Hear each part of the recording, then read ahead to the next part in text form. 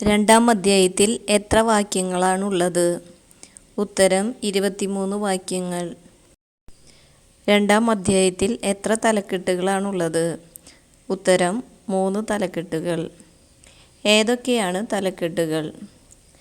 ഉത്തരം ബോക്കിമിൽ വച്ചുള്ള മുന്നറിയിപ്പ്, ജോഷുവയുടെ മരണം, ബാലിനെ ആരാധിക്കുന്നു. ഗിൽഗാലിൽ നിന്ന് ബോക്കിമിലേക്ക് ചെന്നത് ആരാണ്? ഉത്തരം കർത്താവിൻ്റെ ദൂതൻ. കർത്താവിൻ്റെ ദൂതൻ എവിടെ നിന്നാണ് ബോക്കിമിലേക്ക് ചെന്നത്? ഉത്തരം ഗിൽഗാലിൽ നിന്ന്. ആർക്ക് കൊടുക്കാമെന്ന് വാഗ്ദാനം ചെയ്ത ദേശത്തേക്ക് ഞാൻ നിങ്ങളെ ഈജിപ്തിൽ നിന്ന് കൊണ്ടുവന്നിരിക്കുന്നു എന്നാണ് കർത്താവിൻ്റെ ദൂതൻ പറഞ്ഞത്. ഉത്തരം നിങ്ങളുടെ പിതാക്കന്മാർക്ക്. പൂരിപ്പിക്കുക. നിങ്ങളുടെ പിതാക്കന്മാർക്ക് കൊടുക്കാമെന്ന് വാഗ്ദാനം ചെയ്ത ദേശത്തേക്ക് ഞാൻ നിങ്ങളെ ഡാഷിൽ നിന്ന് കൊണ്ടുവന്നിരിക്കുന്നു. ഉത്തരം ഈജിപ്തിൽ നിന്ന്. എന്ത് ഞാൻ ഒരിക്കലും ലംഘിക്കുകയില്ലെന്ന് ഞാൻ നിങ്ങളോട് പറഞ്ഞു എന്നാണ് കർത്താവിൻ്റെ ദൂതൻ പറഞ്ഞത്. ഉത്തരം നിങ്ങളോട് ചെയ്ത ഉടമ്പടി ഞാൻ ഒരിക്കലും ലംഘിക്കുകയില്ല. ഈ ദേശവാസികളുമായി യാതൊരു സഖ്യവും നിങ്ങൾ ചെയ്യരുതെന്നും അവരുടെ എന്ത് നശിപ്പിച്ച് കളയണമെന്നും ഞാൻ നിങ്ങളോട് പറഞ്ഞു എന്നാണ് കർത്താവിൻ്റെ ദൂതൻ പറഞ്ഞത്. ഉത്തരം അവരുടെ ബലിപീഠങ്ങളെ. എന്നാൽ ഇസ്രായേൽ ജനം എന്ത് അനുസരിച്ചില്ല എന്നാണ് കർത്താവിൻ്റെ ദൂതൻ പറഞ്ഞത്. ഉത്തരം കൽപ്പന. അവർ നിങ്ങളുടെ എതിരാളികളായി തീരും. അവരുടെ എന്താണ് നിങ്ങൾക്ക് കെണിയാവുകയും ചെയ്യുന്നത്? ഉത്തരം ദേവന്മാർ.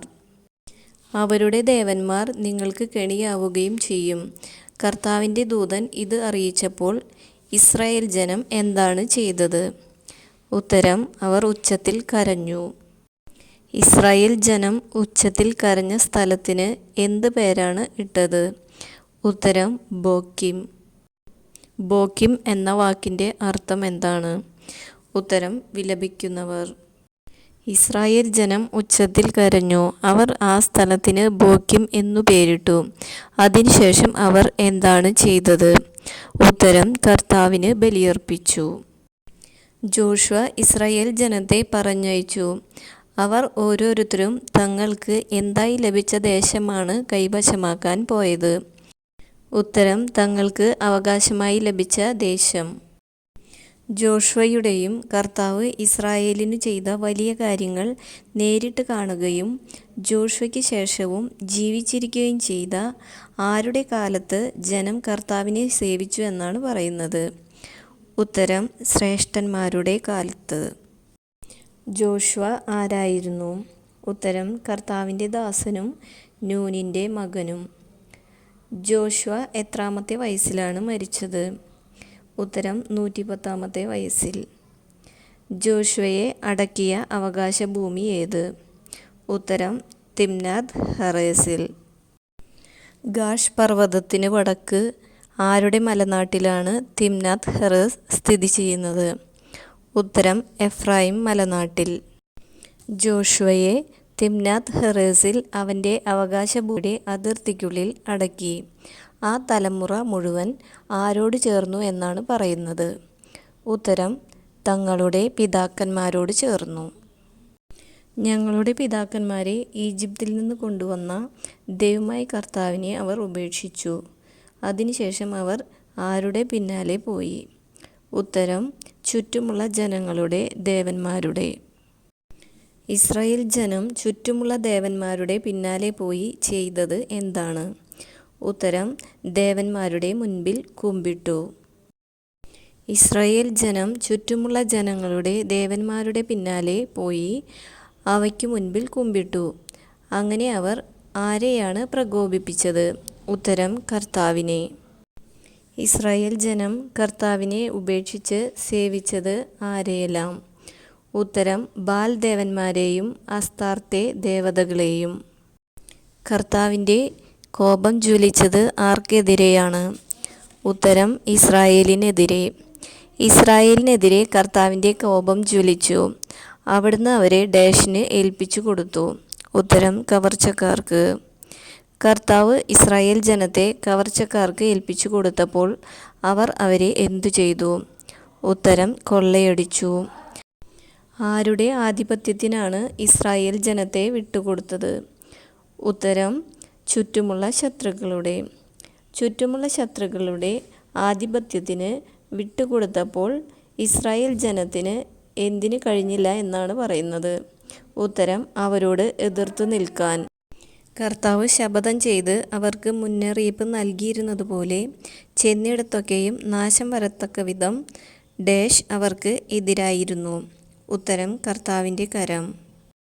ഇസ്രായേലിനെ കഷ്ടതയിൽ നിന്ന് രക്ഷിക്കാൻ കർത്താവ് ആരെയാണ് നിയമിച്ചത്? ഉത്തരം ന്യായാധിപന്മാരെ. കവർച്ച ചെയ്തിരുന്നവരുടെ ആധിപത്യത്തിൽ നിന്ന് ആരാണ് ഇസ്രായേലിനെ രക്ഷിച്ചത്?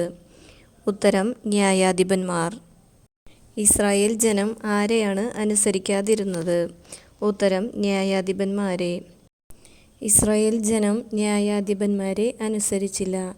പ്രത്യുത അന്യദേവന്മാരുടെ പുറകെ പോയി എന്തു ചെയ്തു? ഉത്തരം അവരെ വന്ദിച്ചു. കർത്താവിൻ്റെ കൽപ്പനകൾ അനുസരിച്ച് ജീവിച്ച ആരുടെ മാർഗത്തിൽ നിന്നാണ് ഇസ്രായേൽ ജനം വേഗം വ്യതിചലിച്ചത്? ഉത്തരം പിതാക്കന്മാരുടെ. ന്യായാധിപന്മാരെ നിയമിച്ചപ്പോഴൊക്കെ അവരോരോരുത്തരോടും കൂടെ ഉണ്ടായിരുന്നത് ആര്? ഉത്തരം കർത്താവ്. ആരുടെ കാലത്താണ് കർത്താവ് ശത്രുക്കളുടെ കയ്യിൽ നിന്നും ജനത്തെ രക്ഷിച്ചിരുന്നത്? ഉത്തരം ന്യായാധിപന്മാരുടെ. പൂരിപ്പിക്കുക. തങ്ങളെ പീഡിപ്പിക്കുകയും മർദ്ദിക്കുകയും ചെയ്യുന്നവർ നിമിത്തമുള്ള അവരുടെ രോദനം കേട്ട് കർത്താവിന് അവരിൽ ഡാഷ് ജനിച്ചിരുന്നു. ഉത്തരം അനുകമ്പ. ആര് മരിക്കുമ്പോഴാണ് ഇസ്രായേൽ ജനം വഴിതെറ്റി തങ്ങളുടെ പിതാക്കന്മാരെക്കാൾ വഷളായി ജീവിക്കുന്നത്? ഉത്തരം ന്യായാധിപൻ. ന്യായാധിപൻ മരിക്കുമ്പോൾ ഇസ്രായേൽ ജനം വഴിതെറ്റി ആരേക്കാൾ വഷളായി ജീവിക്കും? ഉത്തരം തങ്ങളുടെ പിതാക്കന്മാരെക്കാൾ. ഇസ്രായേൽ ജനം ഉപേക്ഷിക്കാതിരുന്നത് എന്തൊക്കെയായിരുന്നു? ഉത്തരം ആചാരങ്ങളും മർക്കടമുഷ്ടിയും. ഞാൻ ആരോട് ചെയ്ത ഉടമ്പടി ഈ ജനം ലംഘിച്ചിരിക്കുന്നു എന്നാണ് കർത്താവ് പറഞ്ഞത്? ഉത്തരം അവരുടെ പിതാക്കന്മാരോട്. പൂരിപ്പിക്കുക. ഡാഷ് മരിക്കുമ്പോൾ അവശേഷിച്ചിരുന്ന ജനതകളെ അവരുടെ മുൻപിൽ നിന്ന് ഞാൻ നീക്കിക്കളയുകയില്ല. ഉത്തരം ജോഷുവ. തങ്ങളുടെ പിതാക്കന്മാരെ പോലെ ആരുടെ വഴികളിൽ നടക്കാൻ അവർ ശ്രദ്ധിക്കുമോ ഇല്ലയോ എന്ന് പരീക്ഷിക്കണം എന്നാണ് കർത്താവ് പറഞ്ഞത്? ഉത്തരം കർത്താവിൻ്റെ വഴികളിൽ.